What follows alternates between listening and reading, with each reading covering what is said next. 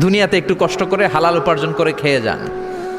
আল কানাআতু মিনাল ইসলাম, অল্পে খেয়ে তুষ্ট থাকার, আল্লাহ শুকরিয়া করা, এটার নামই ইসলাম।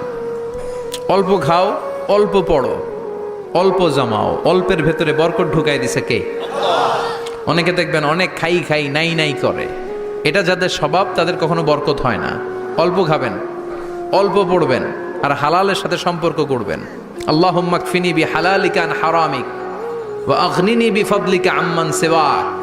বিশ্বনবী দোয়া করতেন, আল্লাহ হালালকে আমার জন্য যথেষ্ট করেন, হারাম থেকে আমারে বাঁচিয়ে রাখেন। পড়েন আমিন। হালাল অল্প হলেও হালালে বরকত আছে না নাই? হারাম বেশি হলেও এটাতে কোনো বরকত নাই, ঠিক কিনা? বলেন তো, গরু খাওয়া হালাল না হারাম? কথা বলেন। কুকুর খাওয়া হারাম। প্রতিদিন কসাই খানাতে এরা কি কুকুর জবাই করে না গরু? গরু জবাই করে। কুরবানির ঈদে কি দিয়ে কুরবানি দেন?